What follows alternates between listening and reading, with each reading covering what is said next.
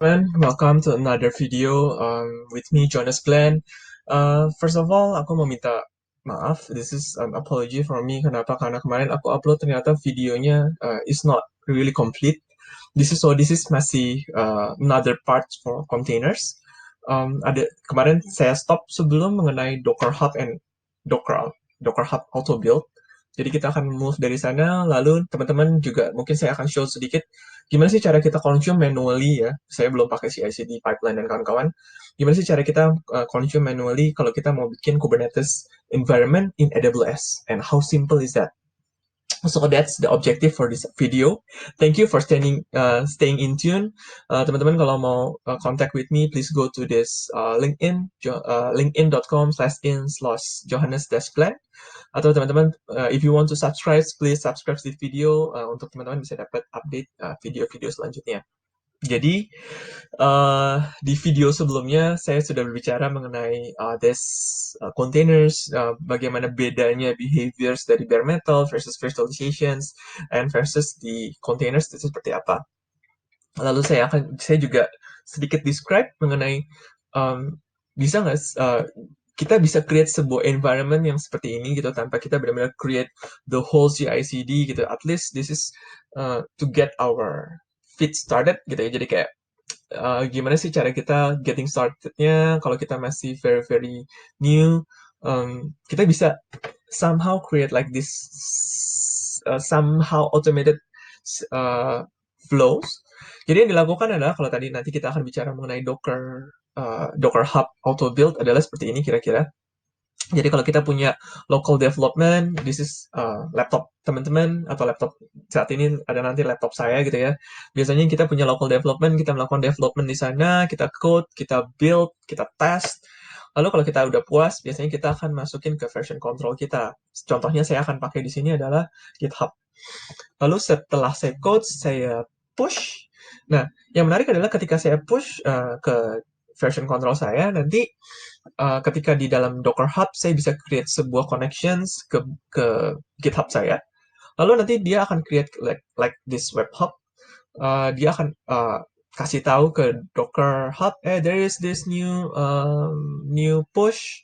Kalau sesuai dengan auto build configurations-nya, nanti Docker Hub akan ambil semua codes-nya, akan ambil semua data-data yang ada di sana, plus dengan Docker file-nya, lalu Docker Hub akan bantu untuk create your container image gitu, and save inside this Docker Hub.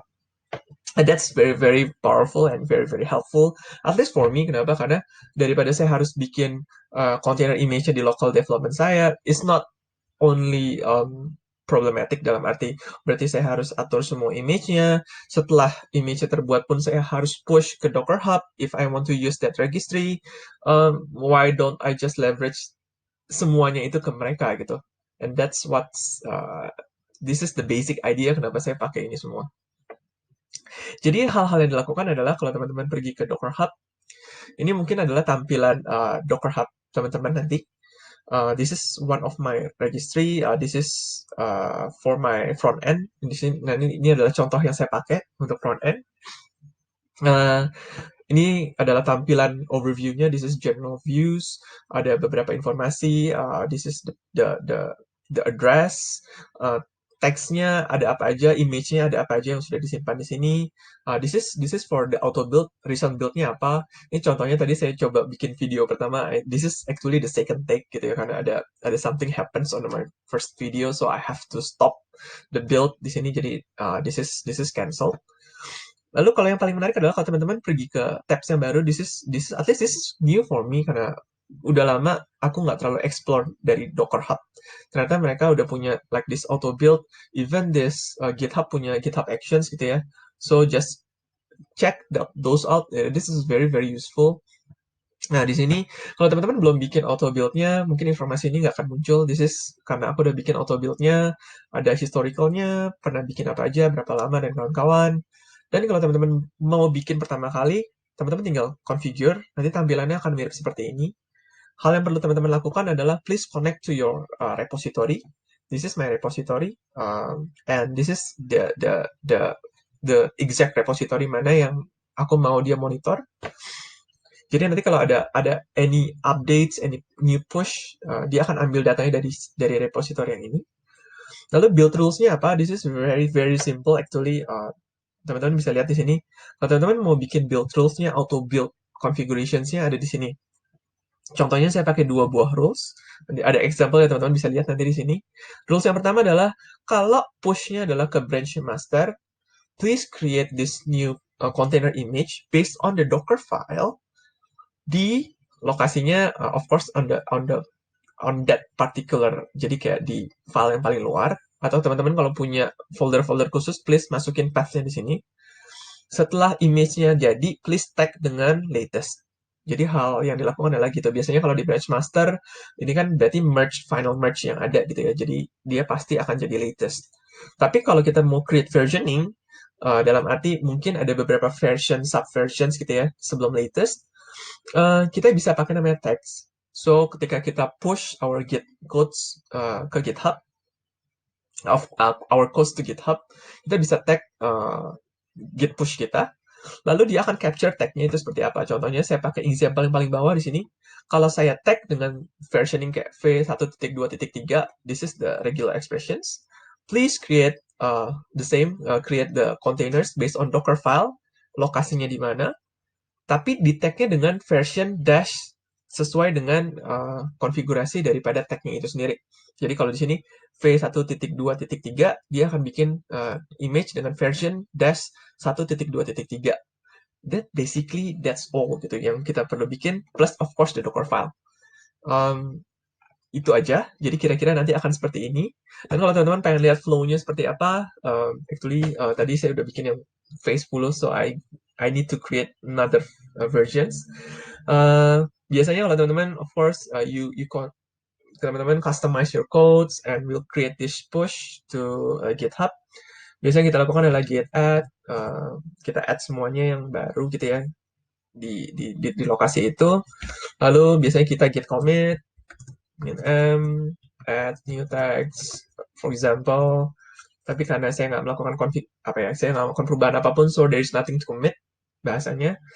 Lalu additional-nya biasanya adalah git tag version, karena tadi udah ada 9, 10, saya bikin 11. Basically that's all. Dan git push. Git push origin, karena this is my remote locations. Saya push ke origin v11 tag-nya apa? Login.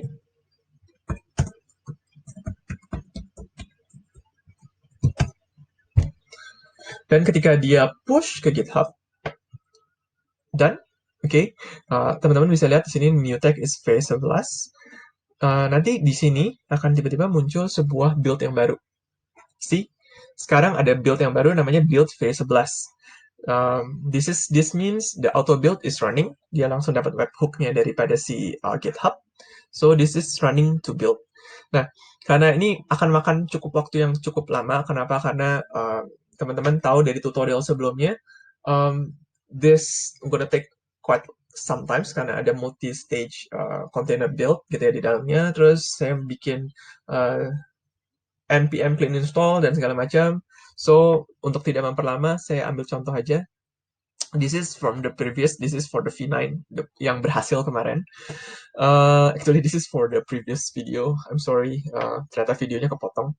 Jadi yang dilakukan di sini sebenarnya adalah dia akan langsung generate build V9. Ini V9 capture dari GitHub. Lalu dia akan bikin tag untuk version 9 sesuai dengan regex yang di atas. Lalu dia akan ambil Docker file-nya, karena kita juga udah kasih tahu lokasi Docker file-nya di mana. Dia akan capture semuanya. This is the same Docker file yang saya pakai di local environment. Lalu kita lihat aja build logs-nya. This is all the steps yang diambil. Jadi kalau sudah selesai this multi-stage dan kawan-kawan, dia akan push the image masuk ke Docker Hub. Teman-teman bisa lihat nanti text-nya apa aja yang ada. Atau go here, this is the text. Nanti teman-teman juga bisa, if we are using, salah satunya kenapa saya senang pakai multi-stage adalah kalau saya nggak pakai multi-stage is so big. Tapi kalau saya pakai multi-stage, karena saya pakai juga Nginx, Alpine, dan kawan-kawan, so the size is very, very small. This is very, very compact and useful. Nah, this is hasil akhirnya dari semua auto build itu. Tetapi karena saya nggak bikin auto pipeline untuk masuk ke Kubernetes environment saya, gimana sih cara kita consume-nya gitu ya? So, saya balik lagi. Saya balik ke, this is my Cloud9 di AWS, this is my Cloud IDE gitu ya. Karena environment lokal saya nggak punya Docker, I'm sorry, I'm using this home Windows. Setahu saya, it have to be like Windows Pro untuk bisa bikin Docker environment di Windows. Yeah, correct me if I'm wrong ya. So, aku main kasih lihat aja gimana sih cara kita bisa create uh, sebuah Kubernetes environment di AWS. It's as simple as this. Kalau teman-teman knows tentang AWS EKS, it's Managed Service Environment Kubernetes in AWS. Jadi pada dasarnya teman-teman nggak perlu lagi build from scratch gitu ya. Nggak perlu, have to create this collections of master nodes or worker nodes. Aku harus bikin gimana caranya bikin multi master nodes and you separate all the etcd dan kawan-kawan. So we just let AWS take care of everything. Dan kita tinggal define clusternya kita mau seperti apa. Yang perlu kita lakukan di sini hanya kita create sebuah uh, YAML file yang isinya adalah saya mau bikin configurations clusternya seperti apa, worker nodesnya berapa banyak, tipe worker nodesnya seperti apa, lalu kita push ke kalau di sini ada namanya YAML-nya eksworkshop.yaml. Mungkin on another tutorial saya akan kasih lihat secara lebih in depth, mungkin lebih go through lah ya, bukan in depth ya, karena kalau kita bicara Kubernetes in depth it's gonna take so many time, so long times untuk kita bisa bikin tutorialnya. Tapi pada dasarnya kalau ketika teman-teman udah bikin YAML file-nya, tinggal panggil. Saya menggunakan CLI namanya eksctl. Teman-teman bisa cari eksctl. It's a very very useful CLI for EKS environment in AWS. Please use this. I install di IDE saya. Just eksctl create cluster using file eksworkshop.yaml. Lalu pada dasarnya di sini eksctl akan langsung push those configurations masuk ke CloudFormations, lalu dia akan bikin sendiri environment-nya, gitu ya. So, this is the whole steps yang dia ambil.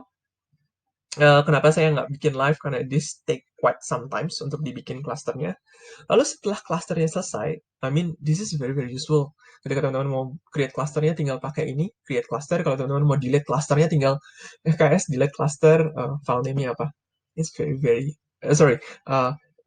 cluster name-nya apa gitu ya. It's very very easy gitu ya, and it's repeatable.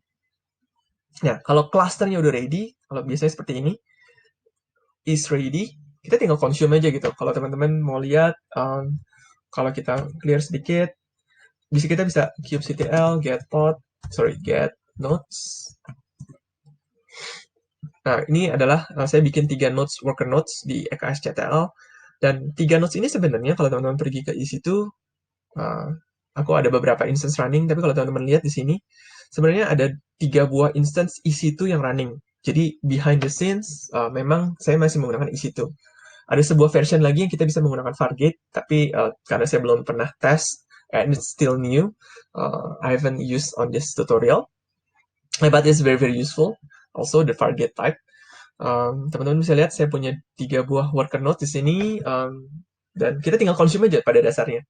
Gimana sih cara kita menggunakan image yang tadi udah ada di Docker Hub, lalu kita mau push masuk ke environment Kubernetes kita di EKS. Yang perlu kita lakukan, kalau teman-teman udah biasa menggunakan Kubernetes, hanya create 2 file, deployment and service YAML, gitu ya. This is my deployment. Saya bikin sebuah deployment, saya mau replikanya saat ini 1 aja. Teman-teman bisa bikin multiple replika untuk kita bikin high availability, dan nanti ada load balancer-nya juga.